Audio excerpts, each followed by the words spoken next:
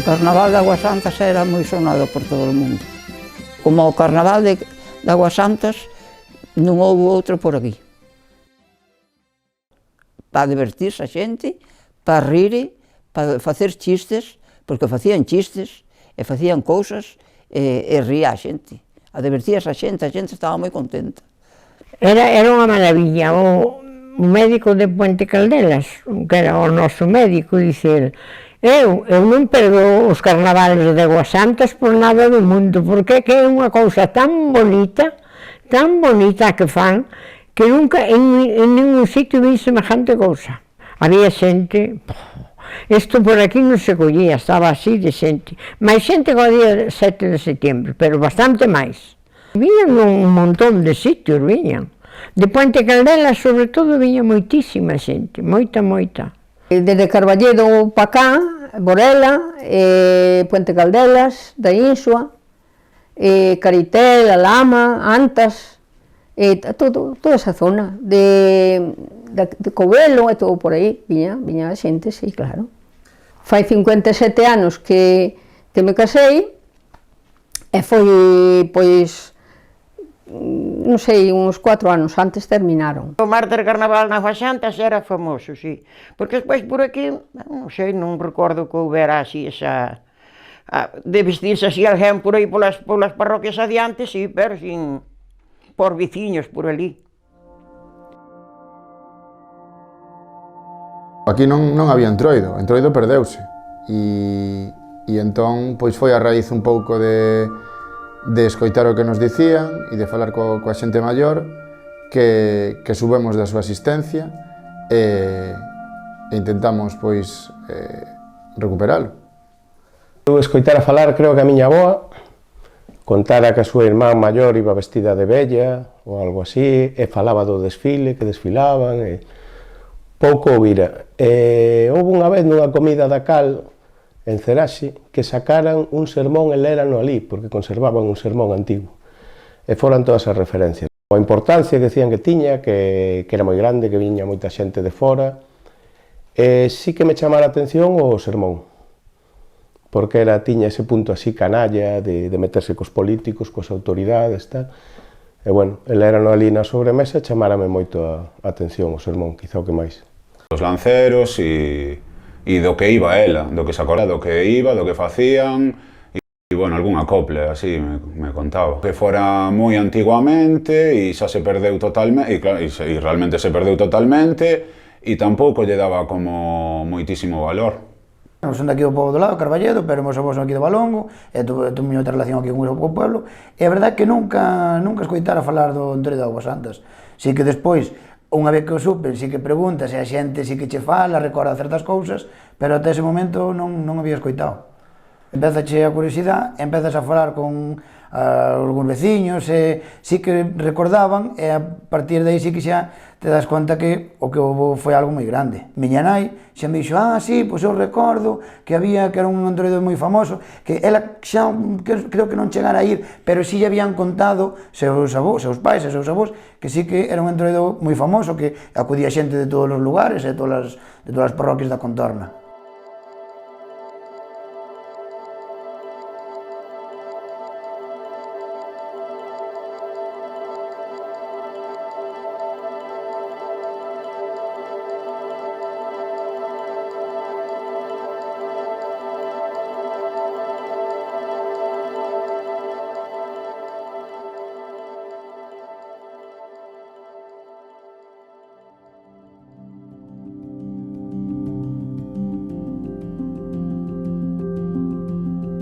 O entroido non existía, perdeuse nos anos 60 ou así, entonces nós comezamos de cero para intentar recuperalo, vamos. Intentamos falar coa xente maior e intentar un pouco recuperar como era antes.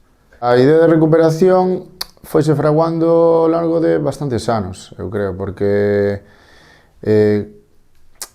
empezamos a vivir outros entroidos e a saber como a xente vivía outros entroidos e quedou un pouco apartado como a idea ou en espera un caixón do noso entroido, non? Entonces, pouco a pouco dixemos, ostras, pois podemos recuperar o noso. Entonces foi entre tres, un pouco Alicia, a miña moza, e Pedro, outro rapaz de aquí, que dixemos seriamente, bueno, pois podríamos formar unha asociación e recuperalo, porque sempre estábamos de, bueno, podemos ir a falar con esta vella que nos conte ou con aquela, pero non era nada real, non era nada que se fora materializar seguramente. Entonces, o feito de fundar unha asociación legalmente era un paso un pouco máis serio para decir, vale, pois de aquí para adiante xa non podemos ir para atrás porque xa fundamos isto, non? Fascinoume, porque eu non coñecía nada do Entroido ata que coñecín a Manu, e claro, as primeiras veces que fun a Laza, ao Entroido de Ribeirao, flipoume esa vinculación entre a natureza e todo o rito do Entroido, era como wow, increíble, en plan, non sei, me parecía como que na nosa época como que falta moito ese arraigo entre a natureza e nós, e gustoume moito. E claro, en Manu empezoume a falar do Entroido de Augas Santas, de como era, que había lanceiros, e dixen, buah, que pasada poder recuperar algo así. Nos puxemos en contacto con Rafa Quintía, antropólogo, para que nos axudara un pouco a dar os pasos máis en firme a hora da recuperación do Entroido, non? É dicir, pois, intentando facer ese traballo de investigación e ese estudio do texto, e desgranado do texto de Fraguas, para dar os pasos en firme e non equivocarnos. Dos primeiros pasos tamén foi contactar co Concello, o Concello de Cerdeo Cotobade, e a verdad que foi bastante boa a reacción do alcalde. Pareceulle moi boa idea o proxecto e que sí que nos apoiou desde o primeiro momento, verdade? Desde xa en xuño dese ano nos fundamos a asociación en marzo do 24 e ese ano en xuño fixemos a primeira actividade, bueno, houve bastante como unha presentación do proxecto, non? E houve bastante boa resposta e a partir de aí xa fomos medrando, pois, facendo socios da asociación, intentando ubicar a cada un nun rol que lle correspondera ou que se sentera cómodo. Entón, a verdad que sí que estuvo ben a resposta. Foi un pouco un proceso express, porque ao final foi de marzo do 24 a marzo do 25. Nós, cando fundamos a asociación, sempre tivemos claro que íbamos a dar todo de sí para que salira o ano siguiente, é dicir, facer o proceso nun ano. Entonces, claro, a satisfacción ou ver o traballo realizado en tan pouco tempo fixo que aínda fora máis forte. Chámome Manuel, e bueno, con Manuel falo bastante con el, pero nunha destas, non sei como, me dixo, pois para onen igual non temos que ir a ningún entroido de por aí, porque estamos vendo de recuperar o entroido de Augas Santas. A min chamoume Manuel, díxome que estaba con un proxecto entre mans, que se salía todo adiante, que contaba comigo, que iba a facer falta, e xo, bueno, pois eu conta comigo e tal.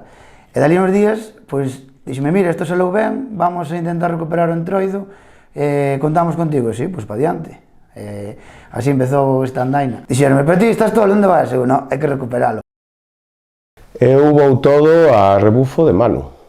El decide todo, el mete todo, el xa di, ti vas a ir desto, ti vas a ir do outro, ti vas a facer o sermón conmigo, vamos a meter a Carlitos, vamos a facer os tres, pero seguindo sempre as instruccións de Manu, que foi o que organizaba todo, e mesmo o papel, que ao principio iba a ter outro, creo, xa non me acorda, e logo polo camiño Manu decidiu cambiar e deume o papel de médico, a parte da lectura do sermón.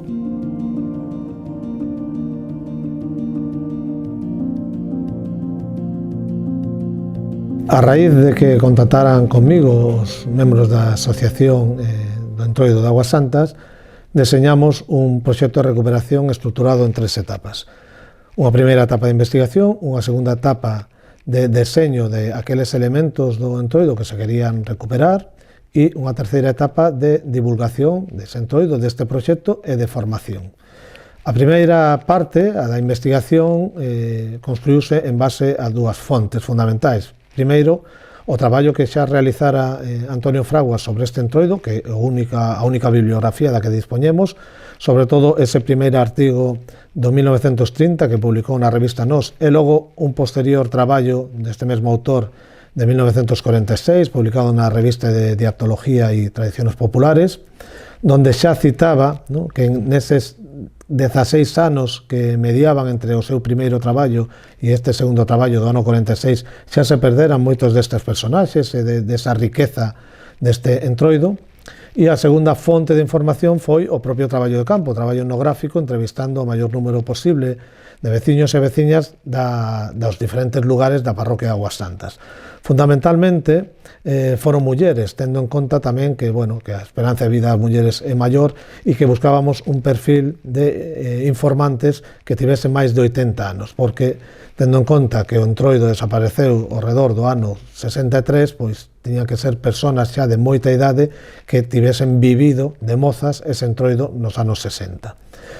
Con toda esa información, a do traballo de fraguas e todo o que recollimos nas entrevistas ás diferentes informantes, podemos refacer, non? Pois, como eran os diferentes ritos que constituen este entroido, como eran os diferentes personaxes ou oficiantes, como iban vestidos, cales eran os seus comportamentos máis estandarizados, e a partir de aí, tendo toda esa información de ritos, comportamentos, días, percorridos, non?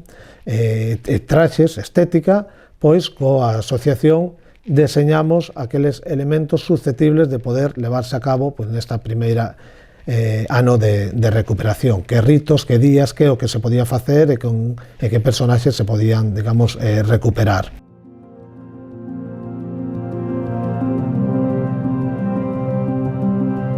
Unha das etapas fundamentais do proceso de recuperación do entroido de Augas Santas foi a realización dos traxes e das máscaras das personaxes da momada. Para a elaboración dos traxes e das máscaras partimos de dúas fontes de información. Unha, o que recolleu Antonio Fraguas en 1929, que fixo unha recollida moi detallada, e por outra banda, o que se lembraba a xente maior. Unha vez realizados os modelos dos gorros e das máscaras dos traxes, fixemos obradoiros formativos cos membros da asociación para que cada unha puidera facer a elaboración dos seus traxes. O interesante desta momada é que ten persoaxes moi diversas. Dentro destas persoaxes temos técnicas para a elaboración dos seus traxes diferentes. Unhas son moi simples, como por exemplo era recubrirse o rostro cun pano feito coa técnica do gancho, e outros un pouco máis elaborados. E iso foi o que máis chama a atención desta momada. Temos dende máscaras feitas cunha pelica de coello, panos de sábanas pintados e posto con retais, ata máscaras con forma de animal. E isto sucede non só nas máscaras, que senón tamén sucede cos sombreiros, que temos dende papel picado recuberto a vara de bimbia ata gorros cónicos con cintas ou tricornios ou os sombreiros tan lucidos con esas flores tecidas con cintas. Toda esta gran variedade de persoaxes que conforman a momada fan que sexan un verdadeiro espectáculo de cor que enche de alegría, que dá vida alá por onde pasan.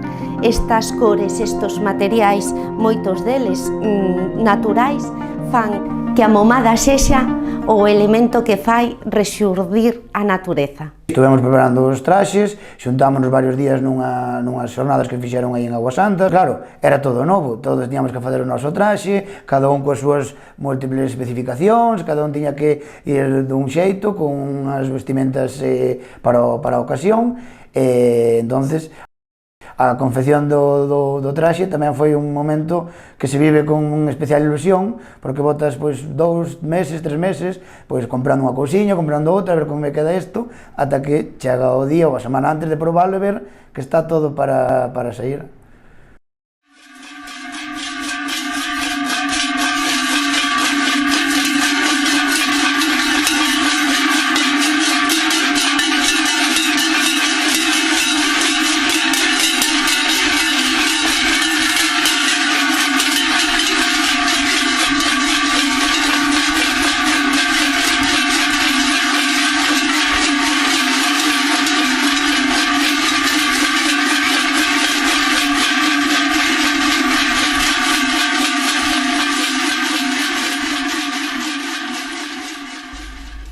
das cuestións máis interesantes deste entroido é o nome que recibe a comitiva de enmascarados, a Momada.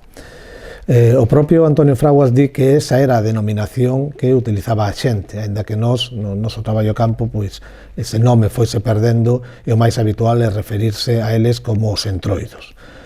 O certo é que Momada fai referencia ao conxunto de enmascarados e xa na Idade Media existían este grupo de personaxes, no? Vinculado a diferentes festas do ciclo do ano. No? Temos nas Illas Británicas os famosos mummers. A etimoloxía non está clara, hai autores que fan referencia a unha orixe de carácter griego relacionada co deus Momo, da sátira, tamén que ten que ver coas máscaras. Outros buscan unha etimoloxía no francés antigo e no inglés antigo. No francés tería que ver con mimo, con enmascarado, con estes teatros de mímica, e o inglés, que deriva do xermánico, co silencio, no sentido que as máscaras son mudas, normalmente non falan, iso ten que ver tamén con estes teatros de mimo. En todo caso, como digo, non está moi claro a etimoloxía, pero fai referencia a enmascararse e ao comportamento propio deste tipo de personaxes do entroido. Hoxe en día, a Momada é o termo fundamental para referirse, polo tanto, a esta comitiva concreta de enmascarados do entroido de Augas Santas. Nos íbamos vestir para disfrazarnos ali na casa das de riba, ti sabes, na casa de Maruxa, de miñas tías. Bueno, pois vestíamonos todos alá, tiñan unha sala moi grande e ali íbamos todos, os que se nos íbamos disfrazar, íbamos todos para ali. E ali vestíamos, cada un vestía a roupa que iba a poñer, claro. E despois baixábamos por aí, baixábamos todo por aí pola costa, todo. E andábamos por aquí, chegábamos hasta lá as Pozas, por aí. E despois andábamos así por aquí, a escoitar o sermón, que era o que máis nos gustaba. E a mí o carnaval encantábame. Eu xa estaba para me casar, e ainda me disfracei aquel ano. O meu marido estaba aí no balcón arriba mirando, e fíjate, xa estaba para me casar. Caseime despois en marzo. Caseime despois en marzo, fíjate o tempo que había, que iba desde o carnaval. E dicíame a mi esposa, dicíame, eu non sei como tanta cousa sabedes e como tanto facedes. Dicía, ai, meu fillo, esteche de toda a vida. É de toda a vida. Claro que me gustaba. A mí sí, porque mentres un é novo gusta todo, xa sabedes. Agora o ir para vellos non é nada, pero... Os entroidos salíanche por aquí, salíanche por ali, salían por outro lado, e nadie sabía por onde viñan. Baixaban, salían ao mellor, viñan con... pero salían por varios camiños sin saber que o que tiña que vir por aquel camiño viña por outro. Nadie sabía por onde éramos, nin de quen éramos, nin nada. E despois, cando tirábamos as caretas, claro, a xente ría e aplaudíanos. Despois era aquela cousa, outro, non é aquela, outro é outra, outra é un home, é unha muller. E así vestíanse así alguén, así ás veces. O entroido era eso, eran os disfrazados, os que iban coa cara tapada. Collíanas pola man e facíanas andar arredor. Eu salín unha vez tamén disfrazada. Para tapar a cara puñas un velo. Antes a misa levábase velo. E o velo, como era transparente, pois puñas o velo, tapábase así, atábalo aquí por detrás. E te disfrazabas con trapos ou con pantalóns que en aqueles tempos as mulleres nos podían levar, de home. Pero saleume en pendiente. Pensaron que era un home, pero saleume un pendiente así de lado. E xa descubriron quen era. Pero andábamos polas casas, así nos xuntábamos uns cuantos polas casas a divertirnos.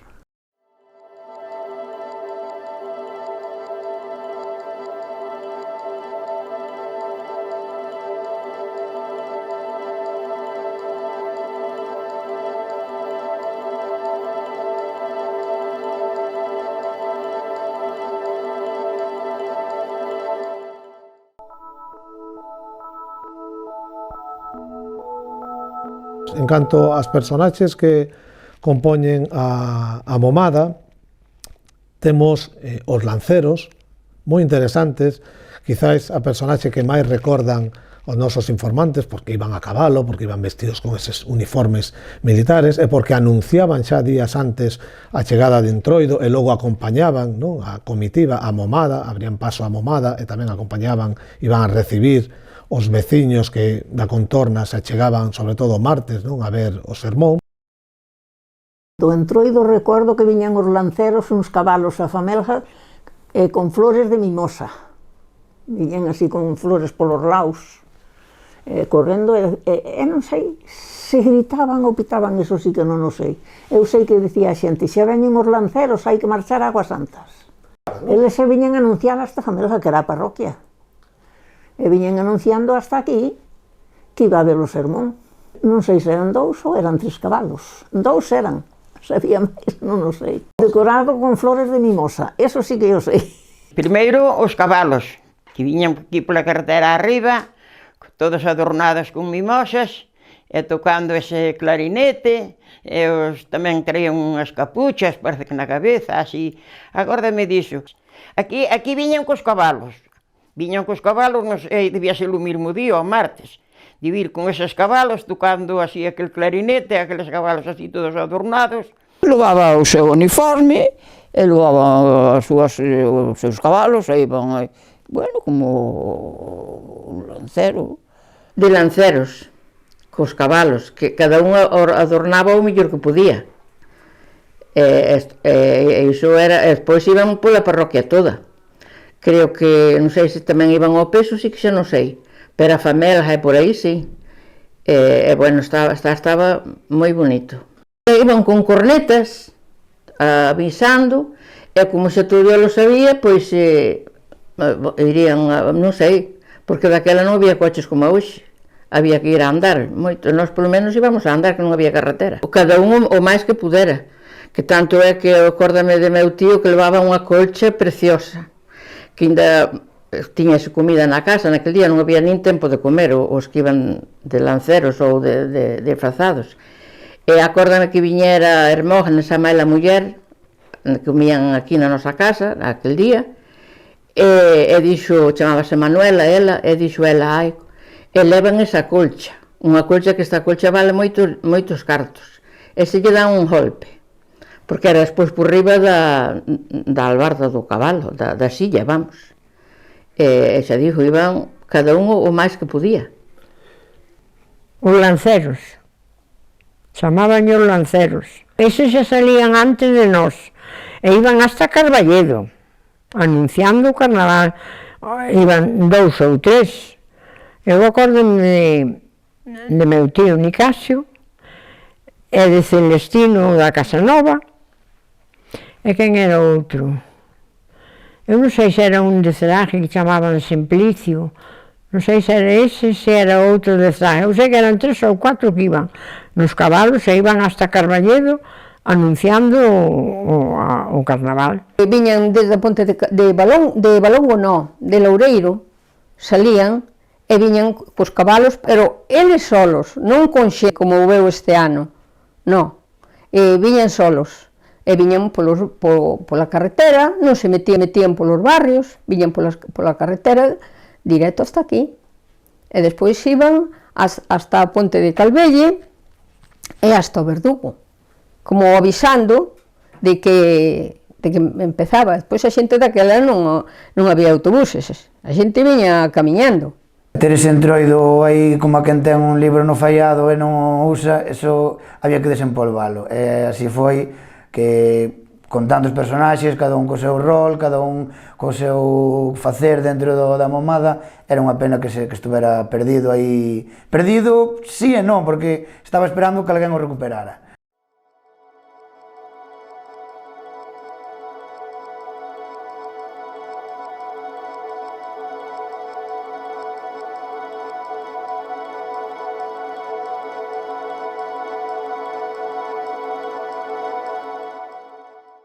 Temos tamén as madamitas e os madamitos, vestidos máis de elegante, máis de bonito, non? Con esas roupas negras, con eses chals, con eses sombreiros, que eran grandes bailadores, a súa función principal era bailar.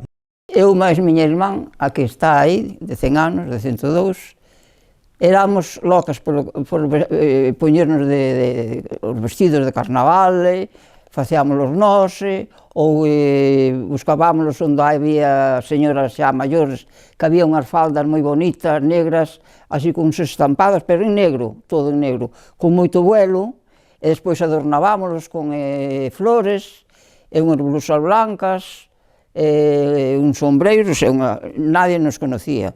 O antes levábamos todo para non nos conocer.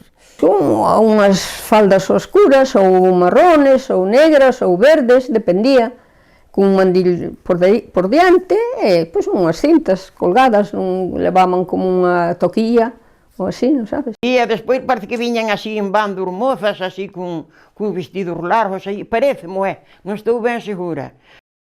Pois viñan así disfrazadas, non sei se tamén se traían algunha flor na cabeza, non sei, parece que recorda así aquela...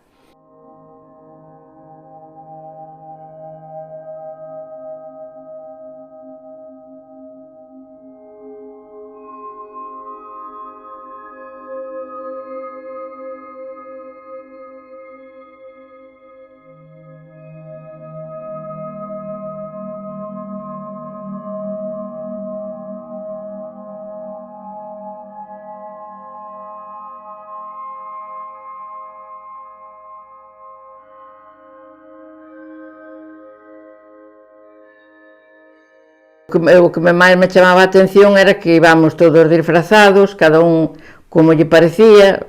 Nesa iba de señorita, noutra vez fun de vella, eu a máis outra íbamos de parexa e levábamos un bebé no colo.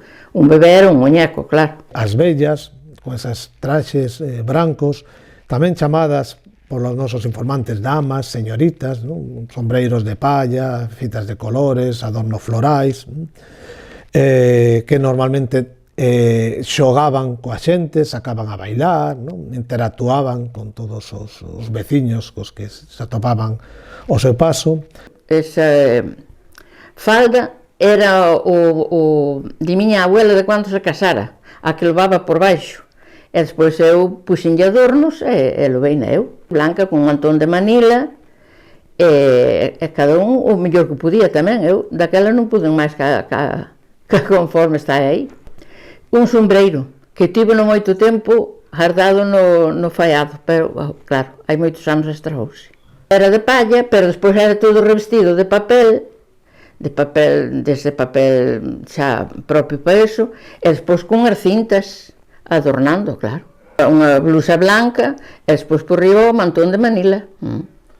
E unhas blusas blancas, uns sombreiros, nadie nos conocía. O antes levábamos todo para non nos conocer. Un anaco dun trapo, hasta sábanas, facíamos uns vestidos de sábanas, unhas con moito vuelo, e despois adornábamos con flores, con follas, con flores, todas, moi bonito, e sombreiros, uns sombreiros grandes, outros levaban, cada un iba como o que presentaba. Un mantón de Manila que tiñamos, o que tiña a xente, emprestábanos, porque nós non tiñamos esa roupa, pero todo o mundo emprestaba o que tiña. Bailábamos e íbamos chamar a un mozo a bailar, as mulleres, os homens iban chamar a unha moza, e iban a bailar con ela, pero non sabían can era. Ti can és? Donde és? Ou non falaba, ou cambiaba de voz, ou alguna cousa. Nós íbamos todos con careta, con todo. Pois aquí temos un exemplo dun traxe de vello. Pantalón, chaqueta, feitas con colchas antigas, leva tamén un mantón, un pano florido, un pano tipo portugués. Na cara, a cara iba tapada cunha máscara, vai tapada, ¿no? Como marcaba a tradición, cunha máscara feita con pel de coello, tamén leva uns bigotes de crin de cabalo. remata con un gorro, un típico gorro de palla do traballo no campo, pero dobladas as 4 as para darlle esa forma, e con unha estructura de paus forrada con papel picado, e por último un cinto de chocas, ¿no?, que é o que lle produce pois ese son tan característico do entroido.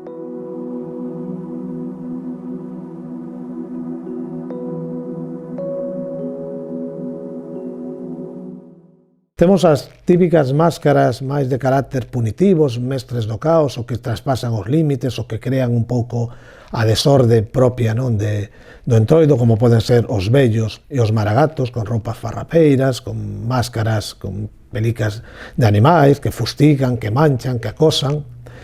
E temos tamén as muradanas, normalmente unha parella, algunha tocando a pandeireta, outra botando a aventura, levando un fuso na man, non?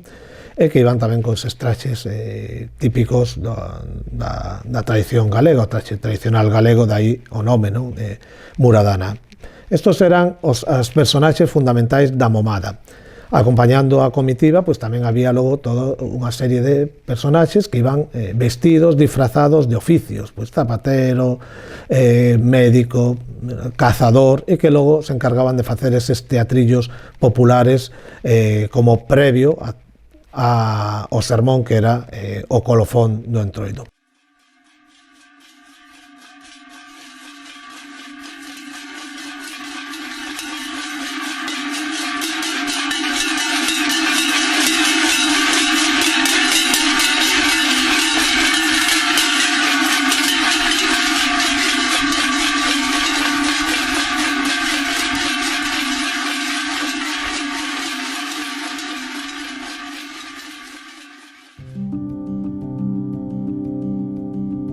O entroido de Aguas Santas quizás sexa un dos máis interesantes, non?, pola súa riqueza ritual e diversidade estética en canto ás personaxes, a comportamentos, non?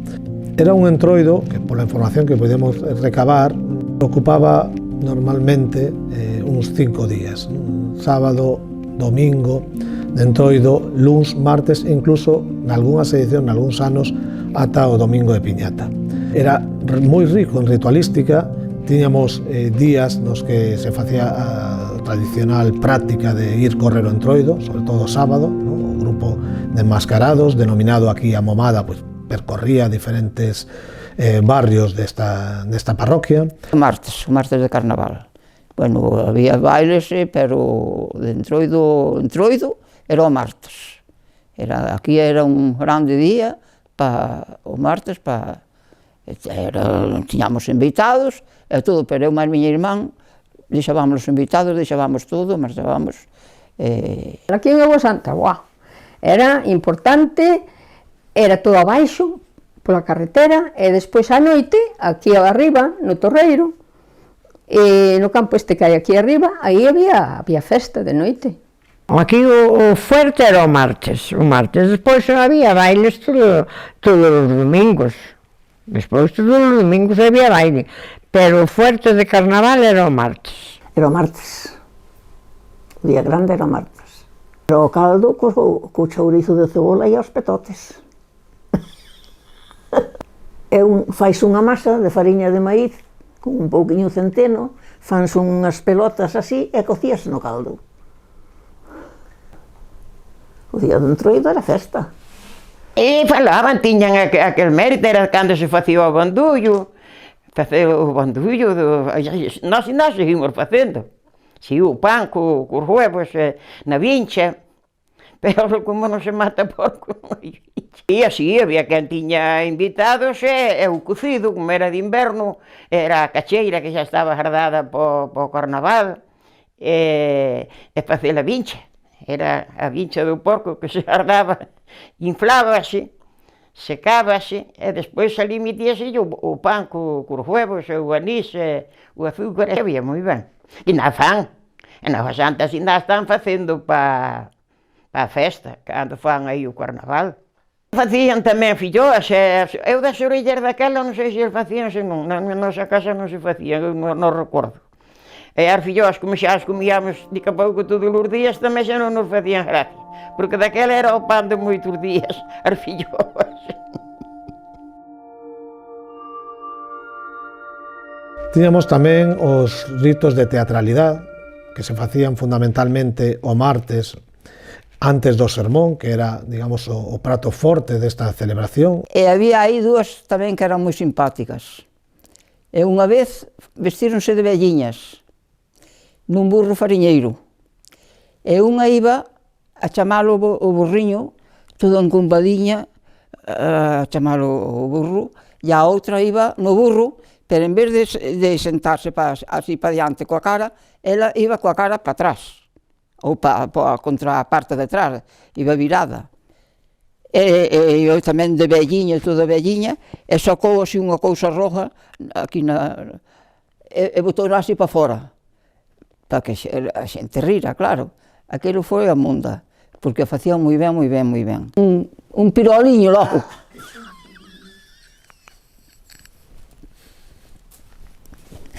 Foi a Petrina, así rojo, e ele iba así co couso, todo velliño, todo encombadiño, todo, e a de diante tamén, todo encombadiño, era unha moza nova, pero toda de velliña, e facíano moi ben, facíamolo moi ben todos, e nadie nos conocía, nadie. E andábamos por aí todos disfrazados, facendo, como quen digo, parvo, porque outra cousa non se facía, pero o que máis fixera o parvo, mellor facía, era o que facíamos. Claro. Era como un teatro. Con materiotillo, sí. Sei que foi daqui un señor que estaba aquí de caseiro, e levou un queixón de madeira, sin caseira, así esta anchura, grande, ao lombo, cun cinto, e iba de parajuero, levaba un parajuer vello atado ao queixón, e sentouse lá na da Orcencina, ali na cera, e non sei se lle levaban alguén algunhas cousas xa para querer arreglar.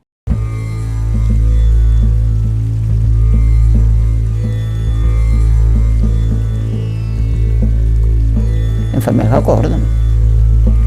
A corrida do jalo. O jalo puñíano nunha corda, atravesado dun lado a outro. E había que ir cos ollos cerrados para ver quen era o que o mataba. Se lle daba, se iban contra o jalo, pois era para matar, claro. E acórdame disso, sí.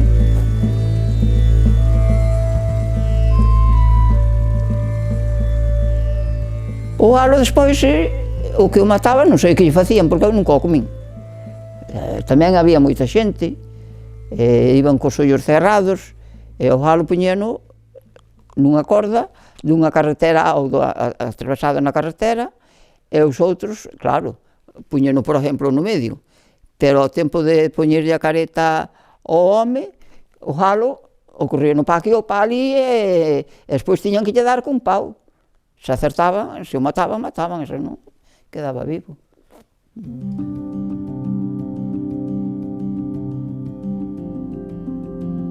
O sermón era moi bonito. Ele explicaba, ele sabía con quen falaba a xente, e claro, primeiro miraba quen era, e eu entonces falábame un de Zraje, que chamaban Manolo de Juan, que éramos xente nova, rapazotes novos, de 16, 17, 18, 19 anos, e eu tamén salín ali tamén. Temos ese sermón con esos predicadores onde se fai esa crónica satírica do acontecido durante todo o ano na parroquia, con especial atención a vida dos mozos e das mozas e as súas relacións amorosas. Un home salía no balcón de Sergio, Dios descanse, que ainda a casa estaba sin acabar, e falaba da mocedá. O que tiña novio, ali descubríase todo. Fulano de tal, é o novio de tal, baixa por un carreiro, pero ele non nombraba a nadie. Baixa por un carreiro, e bueno, todas as cousas que íbanse descubrindo quen eran os novios, e con quen falaban, e quen eran... Porque antes a mocedade non era como agora. Un chico que baixa por un carreiro abaixo, polo monte abaixo, bueno, eles explicando, pero sin nombrar a nadie. Ali non se nombraba persona ninguna. E ibanse sabendo as cousas, pero era moi bonito, moi bonito. Viñan xente de todos os sitios, de Puente Caldelas, de Lama, de lonxe, aquilo non se andaba. Era, máis ben era a dicir o que pasaba coa mozadá, xa vos lo dixen, que a mí tamén me votaran, parece que sería o último ano que saleu, porque era cando nos falábamos a Eulogia máis eu, e entón foron na de Fina de Sergio, e acórdame que dixeron, era, no lugar de Ceraje hai tres rapazas moi guapas, ou así unha cousa dixeron, porque algo tiñan que decir, claro. E unha fala ya un de Calvelle, ten coidado rapaza que leche moi jalistreiro, ou así, unha cousa así, dixeron, sí. Todo na carretera general, porque daquela creo que non había Alameda, eran Beijas, me parece, o que é agora Alameda, daquela eran Beijas. A xente xa iba cedo, para coller o sitio na Alameda. Entón ainda non había, estaba empezando a Alameda a ser a Alameda pública, pero non era, antes eran fincas. Pero desde que era a Alameda, a xente xa se iba entrando cedo para coller plaza en riba, para mirar cando viñan os entroidos. Sei que había un palco, e despois subían ali e botaban o sermón. E botaban as mozas, eran unhas picantes e outras menos, pero non me preguntes que decían, porque non me acordo. Antes da casa, non sei se era de Perdiz, se era de Sergio. Era ali, porque aquelas onde está agora o parque eran Beijas, e era na carretera. A escoitar o sermón, que era o que máis nos gustaba, que era o que dicía un que lle chamaban cada mes, que era de Ceraje, que aquel home moito sabía de toda a mocedade, Dios mío, sabía de todo, de todo, de todo. Eu dicía eu, pero este home como saberá tanto de nós? Ele iba polas festas e miraba onde estaba unha, onde estaba outra, e iba collendo datos e despois escribía el e ponía sempre que quedaran ben. Ai, sí, a miña irmán. Éramos as dúas que vivíamos aquí, e sempre, a nós sempre nos escollían, eu non sei polo que, pero a nós sempre nos escollen. Nesta casa hai dúas mozas que non hai quen poida con elas. A máis bella vai pa Lama e a máis nova pa Chielas, porque miña irmán tiña un mozo na Lama, eu tiña non medio mozo, pero había que poñer algo, senón non cadraba. Era o que se levaba daquela, pero ese o Garamés facía tan ben, que eu na miña vida vin cousa igual con ese home. Descubrir os secretos da juventud, claro, das parexas que había, e así. Salín, pero me parece que salí unha vez ou dúas, pero eu era moi noviña, entonces non tiñen moita historia para contar de min, entonces non podían. De meus hermanos, sí, de un hermano meu, sí, ese salía bastante, dous deles salían así. Era un señor, era de aí do Trobello, chamábase Caramés, era un señor bastante, moi maior xa, pero era estupendo. E había tiñan todos os reportajes eses que facían, estaban nesa casa aquí abaixo. Debeu de ver outra vez o sermón que o botaban no balcón de Sergio. Salía ali un home a falar das mozas e dos mozos, porque moitas quedaban despois danadas porque lle botaban cousas cos mozos e así, que era o pique que tiña o sermón era falar das mozas por novios, porque había moita juventude daquela, e daquela que como agora que falaran das mozas non vale de nada, pero daquela falar algo tiña moita picardía, moito, xa falaba a xente, xa, porque antes de dar un bico era, e agora iso non vale nada. O sermón eu creo que empezamos antes do Nadal, un día xuntámonos na Casa Blanca, na casa de Manu, ele máis eu solos, en Carlos aquela vez, e realmente o que fixeramos, xa teñamos unha lista, no móvil íbamos apuntando todas aquelas cousas que daban motivo para facer así algo de broma, e tiñamos unha lista de cousas, pero aquel día eu creo que o que parimos foi a estructura narrativa, o invento dun personaxe que sae de Borela, que vai recorrendo os pueblos distintos, e el é o que vai facendo o curso por onde vai, se vai falando da xente e todo. Entón o personaxe foi un invento que a primeira vez axudounos moitísimo a dábanos unha estrutura xeográfica, recorrendo as aldeas, os pueblos, falando da xente.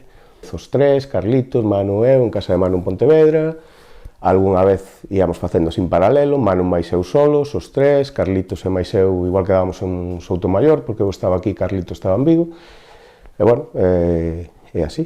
Tampouco foron moitas xuntanzas, a verdade que creo que houve un día que estivemos os tres en Pontevedra que aquelo fluiu.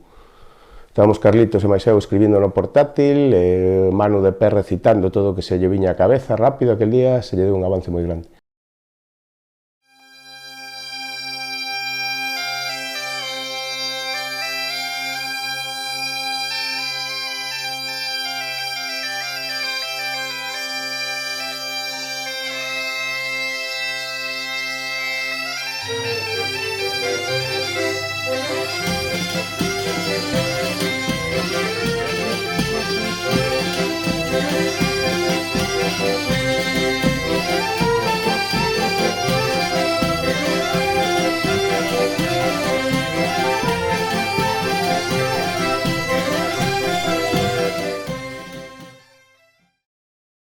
Despois quedábamos cos traxes e vestidos e todo no baile. Había baile na casa de Sergio. E ali quedábamos como estábamos. Tirábamos só a careta e nada máis. Ao acabar os sermóns, pois había o baile. Que tanto é que non cobraban os que íbamos disfrazados, non nos cobraban a entrada para o baile. Viñan uns números, non viña a banda toda, porque non había cartos. Entonces, pois, viñan, non sei, uns cuantos números, e si viñan... O baile era despois. Despois si había, creo que había baile. Baile na casa de Sergio. Porque na casa de Sergio hubo baile, no baixo. E non sei, despois era o baile ali. Onde estamos ahora, antes aquí era un garaje no final de papá, levaba os camións. Era o baile era aquí, sacaban os coches e era de, non había azulejo nin había nada no suelo, había terra, había que botarlle un pouco de agua para rejar ben, para pisar ben, para que non levantara polvo. Era un baile así, dos que había, tiñamos ali, onde temos aquela estufa, ali había como onde se poñía a orquesta a tocar, a orquesta, bueno, un acordeón e pouco máis, era o que había, e ali poñíanse ali a tocar, e aquí bailábamos, era como se facía o carnaval, pero era un carnaval moi bonito, moi bonito. Bueno, a noite había aquí un baile, madre mía bendita, cantos matrimonios fixo este baile. Aquí casáronse moitísimos co baile. Tamén temos recollido, nalgúnas das informantes, que había un rito de clausura, nalgúns anos, nalgúns lugares, nos que se queimaba un moneco de entroido. Por suposto, os ritos típicos de comensalidade que acompaña os diferentes días de entroido, no que as familias se xuntan a comer, incluso con pratos típicos como o petote, non? Propio desta zona. E como vemos, pois, había pois, toda esa diversidade, non, de comportamentos. Como vemos, non, todo un muestrario dos elementos máis significativos, non, do entroido galego, neste caso condensados nun só entroido nunha parroquia con toda esta riqueza ritual e esta riqueza de personaxes. Que un carnaval, un entroido que disfrazarse pouco máis. Eu a experiencia que tiña co entroido nunca tivera unha experiencia tan total. E de repente empezas a facer e xa o mesmo sábado, o primeiro día, ti estás sorprendido do que está pasando. E dis, ostra, pero isto é moito máis forte do que eu pensaba. E está pasando, non é a todo o pasado que reflexionas. E no momento estás te dando conta da potencia que está tendo. E acaba o sábado e ainda hai máis, está o domingo pola mañán, falta o sermón, a comida e todo, e dache tempo, parece corto, porque son 2 días, pero estás sendo consciente a tempo real do que está pasando, da potencia que ten e da transformación que está operando sobre ti e sobre os demais, porque a xente, eu creo que había unanimidade. Houbo quen dixo que fora a mellor fin de semana desde que vivía en Aguasantas que hai 25 anos. Eso inclúe festas, brans e todas as experiencias positivas que ten moita xente, moitos recordos aquí, de repente, con 30, 40, 50 anos, chega unha no medio de inverno que dis que borra con todo e dis o máis potente que fixéramos aquí, con diferencia. Pero a xente vive uno increíble. A verdade é que saiu mellor do que pensaba, porque eu tiña como a sensación de que, non sei, que organizar todo iso desa maneira iba a ser complicado, e non, a xente implicouse moitísimo, había como unha sensación de, en plan, de moita xente que non estaba na momada, pero ainda así estaba facendo das súas, en plan, estaba o cura que non faláramos con ele, estaba facendo xa o parvo, e outro que non sei que, era como unha sensación de que todo o mundo se integraba aí sen ningún tipo de organización, pero era como todos a unha de facelo como super divertido. A xente eu creo que lle encantou. Tamén a mellor algún, claro, eso de entrar nas fincas non lle parece tan ben, pero en xeral moi ben. Te transformas, non eres ti, é dicir, estás vendo a través de unha máscara detrás de algo que, bueno, a xente non te coñece, ti tens que facer o teu papel, é algo increíble, non sabría explicarlo con palabras ben, a verdade. Cando poño, a verdade que, non sei, sentes a mellor unha sensación de libertad total, non porque lle poidas facer o mal a xente, sino porque, bueno, non sei, o mellor si que eres un pouco máis ti, non sei como dicilo. Lóxicamente interactúas de xeito diferente, dicir, non te vas meter coa xente dese xeito ou intentar movela ou tirar ao chan ou bailarlle si estás normal, non?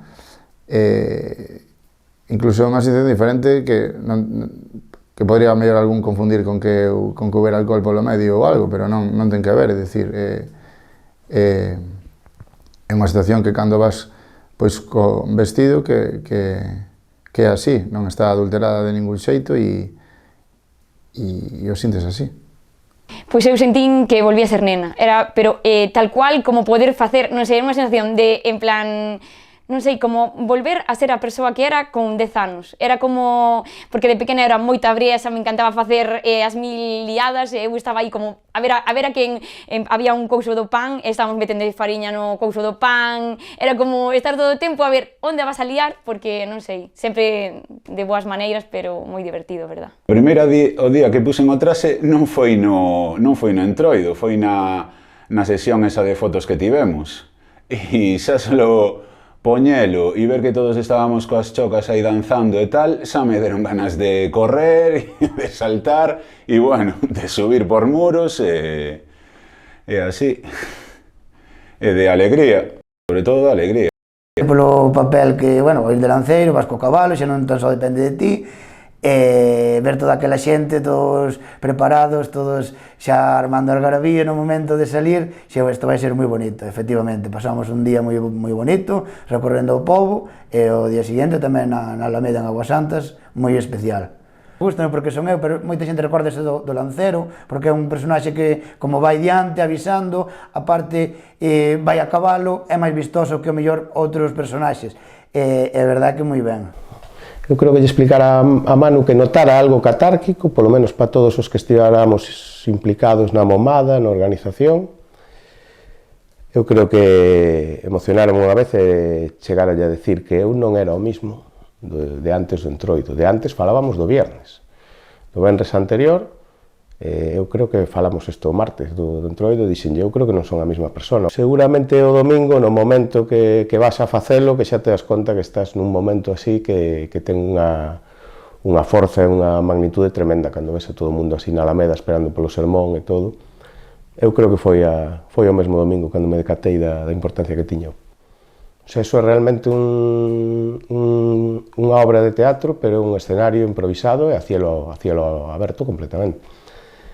E digo improvisado porque non levas nada pensado. A medida que vas encontrando, atopando a xente polo camiño, vanche vindo as ideas, vas dicindo unha parida tras outra, non?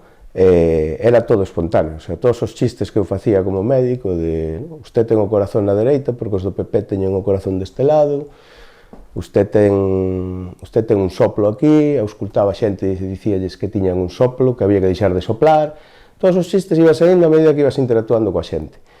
E permite interactuar coas persoas. A xente maior, por exemplo, tiña unhas caras que eu non vou olvidar nunca. E rían, e auscultabas as vellas e dicíalles que estaban esperando, que estaban embarazadas, e empezaban a rir, con 90 e pico anos, tal, pero que había xemelgos, que eran dous rapaces de dous homes distintos, que non se podía foder tanto na aldea, non sei que esas edades había que parar, e empezaban a reír. Eu creo que hai xente que nunca vira reír desa maneira. Eu creo que é fundamental.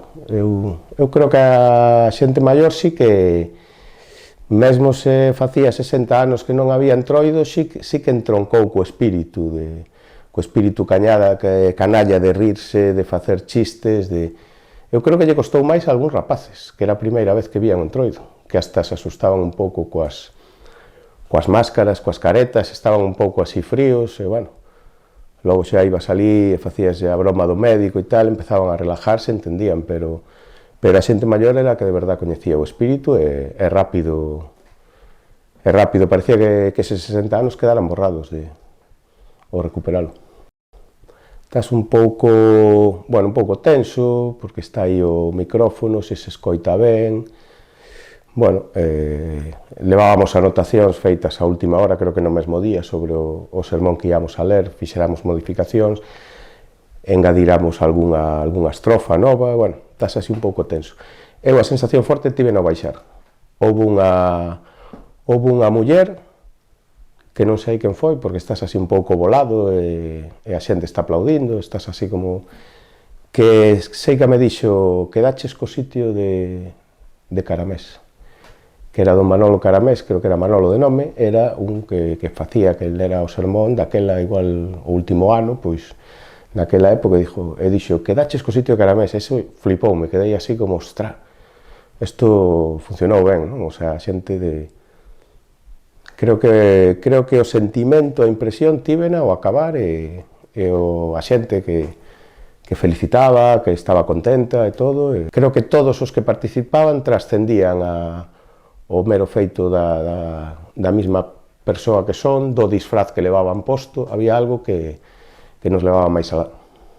Outro dos momentos que máis me molou do entroido foi os nenos. Viviron con total emoción, tanto a corrida do galo adaptado aos nosos tempos, todo, en plan, estaban emocionadísimos cando, en plan, un dos nosos compañeros se vestiu de galo e todos os nenos aporreando, foi como...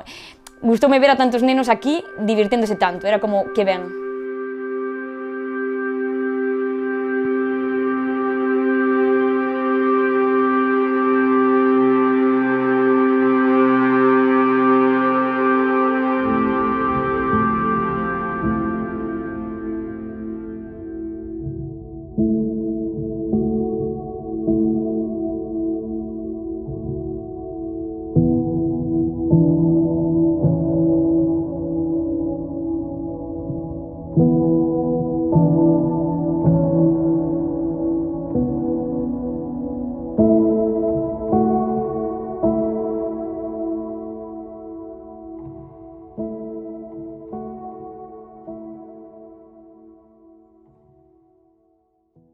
Unha sensación moi gratificante ao rematar, ver que unha cousa que estaba perdida se recuperou, eu penso que dunha maneira exitosa para ser o primeiro ano, porque houve bastante xente, o día aguantou, que non chegou, que é moi importante, unha satisfacción inmensa de poder formar parte desta recuperación que foi o entroido de Augas Santas, e moi ben. A verdade é que para min foi un auténtico placer poder participar neste proceso de recuperación. Por unha parte, porque xa coñecía este entroido pola bibliografía, sempre me pareceu sumamente interesante, é unha mágoa que se perdese, que non houbese quen tirase del, e por outra banda, por poder eu participar directamente nesta investigación e neste proxecto, así que cando se puxeron en contacto comigo, neste caso Manuel, xa faláramos había anos, pero non se puido materializar, pero xa cando dunha forma máis firme, decidida, me comentaron que querían levar a cabo este proxecto, pois, bueno, non houve moito que que pensar para embarcarse nesta aventura que ao final foi un auténtico proxecto de acción participativa e de, se queremos, tamén da antropoloxía aplicada, porque todos esos coñecementos, non, que sacamos na investigación, pois logo víronse plasmados nesta recuperación e nesta posta en marcha de novo, despois de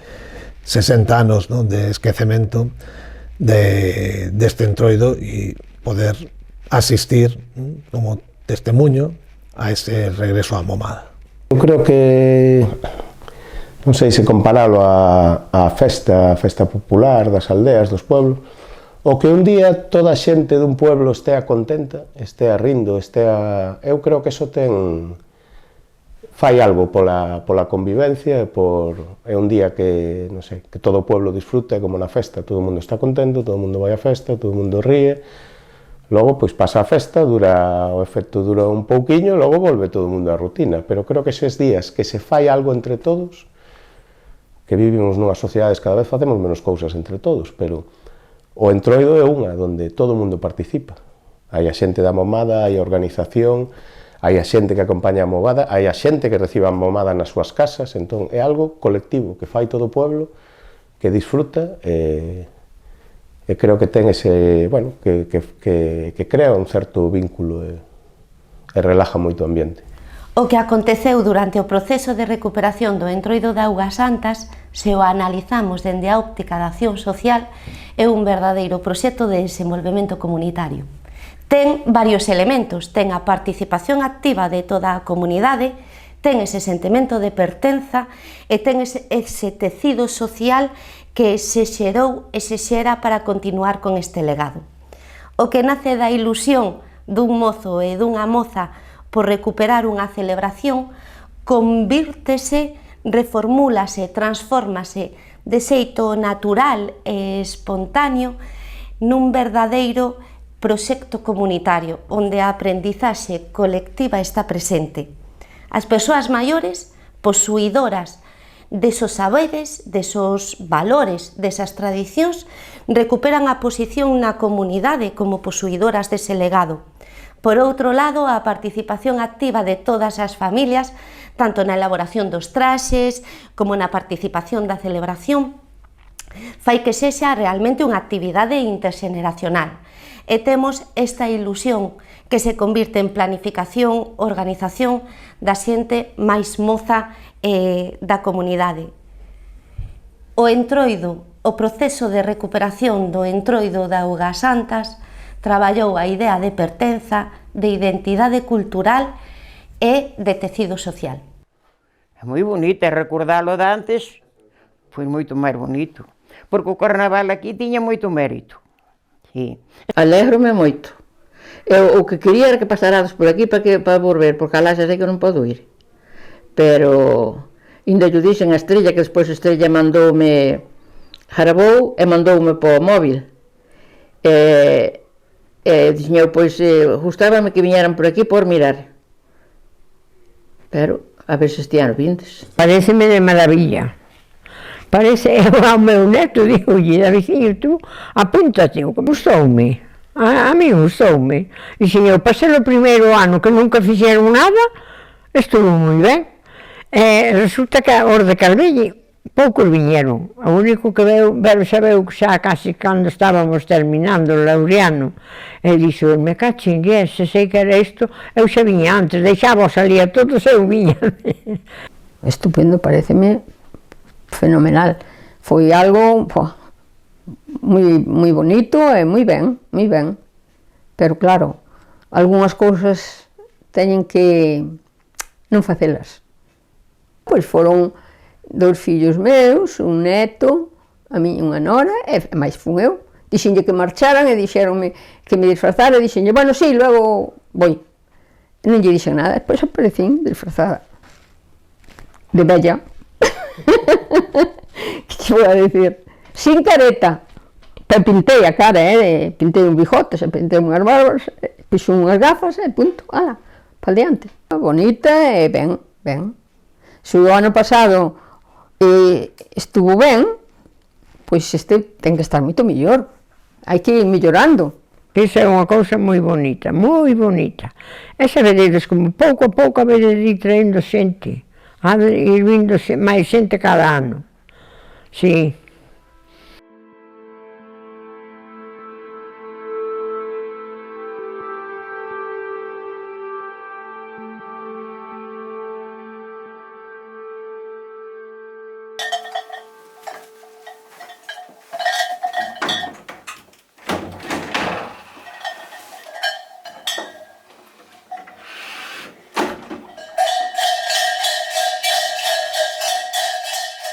Foi o que digo da xente maior, as caras de ledicia, a esa xente que 60 anos despois sabía entroncar rapidísimo, sen pensalo co espírito divertido do Entroido, que ría, e as caras creo que foi como algo para eles. Foi como unha especie de respeto ao que xa había,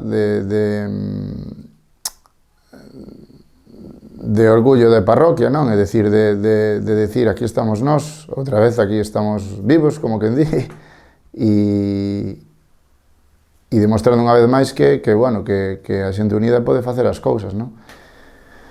Pois a verdade é que é unha festa increíble, é dicir, non só unha festa, é tamén ese orgullo de ter recuperado e ter levantado ese legado que nos deixaran atrás os nosos antergos. O Entroido penso que ten futuro porque hai moita xente detrás que colleuno con ganas, é un día que se pasa moi ben, é distinto, eu penso que hai xente que ven con ganas e que se vai a manter, que non vai ser unha cousa esporádica que se fixera un ano e volva a desaparecer, eu penso que isto se vai a manter no tempo. Podrá ser un poquinho máis grande, un poquinho máis pequeno, pero penso que o Entroido chegou para quedarse.